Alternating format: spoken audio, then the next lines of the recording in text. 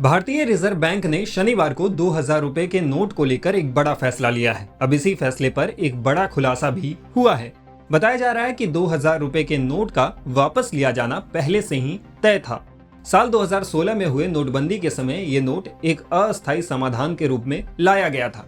PM Modi के पूर्व प्रधान सचिव नृपेंद्र मिश्रा ने ये बात कही है। 8 नवंबर 2016 को जब नोटबंदी हुई थी तो उस समय नृपेंद्र मिश्रा ही पीएम मोदी के प्रधान सचिव थे। नोटबंदी की प्रक्रिया में वे शामिल थे और नोटबंदी के पीछे के विचार को भी वे जानते थे।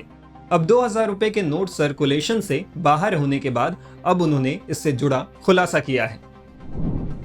नृपेंद्र मिश्रा ने कहा, पीएम मोदी हमेशा से ये मानते थे कि 2000 रुपए के नोट रोजमर्रा के लेन देन के लिए एक प्रैक्टिकल करेंसी नहीं है। इसके अलावा ये ब्लैक मनी और टैक्स चोरी को भी आसान बनाते हैं। पीएम ने हमेशा छोटे नोटों को व्यवहारिक मुद्रा माना है। पीएम मोदी के पूर्व प्रधान सचिव ने आगे कहा, 2000 रुपए के नोटों को वापस लेना प्रधानमंत्री की मॉड्यूलर बिल्डिंग अप्रोच को दर्शाता है। इसकी शुरुआत 2018-19 में 2000 रुपए के नोटों की छपाई पर रोक के साथ हुई। इसके बाद ये धीरे धीरे प्रचलन से बाहर होता गया और अब 30 सितंबर 2023 को ये पूरी तरह प्रचलन से बाहर हो जाएगा।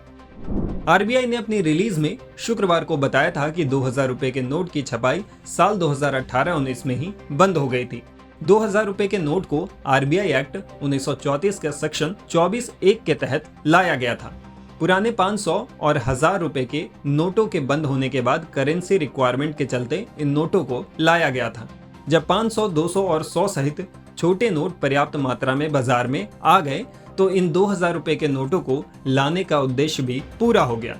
बता दें कि आरबीआई ने शुक्रवार को एक रिलीज में बताया कि 2000 रुपए का नोट को सर्कुलेशन से वापस ले लिया गया है, लेकिन ये लीगल टेंडर बना रहेगा। 2000 रुपए का ये नोट नवंबर 2016 में लाया गया था। आप 23 मई से बैंकों में जाकर इन नोटों को बदलवा सकते हैं। एक बार में सिर्फ 2000 रुपए ही बदलवाए जा सकेंगे।